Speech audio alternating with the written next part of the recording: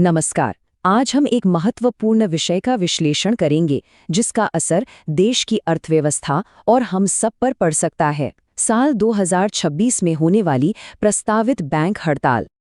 तारीख है 12 फरवरी 2026। ये वो दिन है जब देश भर के बैंक कर्मचारी एक राष्ट्रव्यापी हड़ताल पर जाने की तैयारी कर रहे हैं। लेकिन सवाल ये उठता है कि आखिर बैंक कर्मचारी इतना बड़ा कदम उठाने के लिए क्यों मजबूर हो रहे हैं? उनकी असल मांगें क्या हैं? आइए इस प्रस्तावित हड़ताल के पीछे के कारणों को और गहराई से समझते हैं। ये महज एक दिन का विरोध प्रदर्शन नहीं है, बल्कि इसके पीछे कई ज्यादा गहरे मुद्दे छिपे हैं।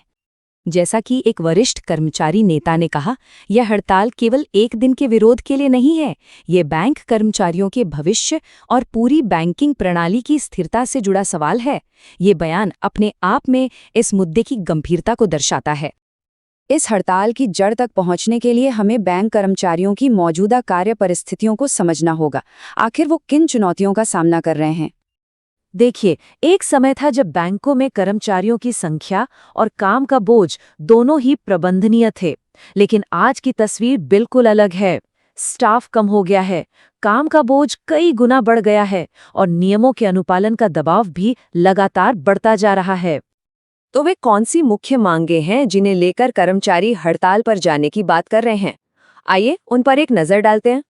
कर्मचारियों की 5 प्रमुख मांगें हैं: काम और निजी जीवन में बेहतर संतुलन, पेंशन की सुरक्षा, खाली पड़े पदों को जल्द से जल्द भरना, आउटसोर्सिंग को कम करना और सबसे जरूरी बैंकिंग के मानवीय पहलू को जीवित रखना।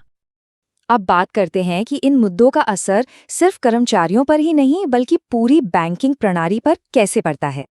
सोचिए, जब किसी भी सिस्टम की रीढ़ की हड्डी यानी उसके कर्मचारी लगातार भारी दबाव में काम करते हैं तो क्या होता है? तो इसका असर पूरे सिस्टम पर पड़ना लाजमी है।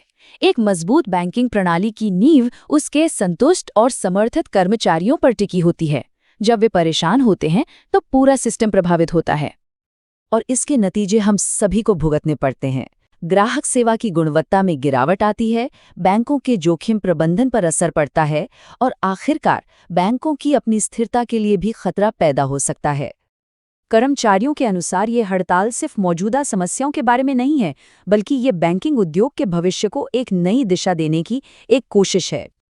इसका असल मकसद ये सुनिश्चित करना है कि बैंक सिर्फ बैलेंस शीट पर मजबूत न दिखें, बल्कि उन लोगों के लिहाज से भी मजबूत बने जो इन संस्थानों को दिन रात चलाते हैं।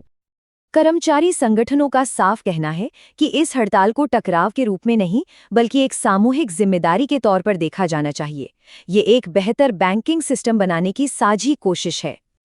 तो कुल मिलाकर 12 फरवरी 2026 की ये प्रस्तावित बैंक हड़ताल एक अहम संकेत है। ये हमें बैंकिंग सिस्टम की उन चुनौतियों को समझने का मौका देती है जिन पर ध्यान देना जरूरी है। बैंकिंग क्षेत्र के दीर्घकालिक स्वास्थ्य के लिए इन चिंताओं को समझना और इनका समाधान खोजना ही आगे का रास्ता है।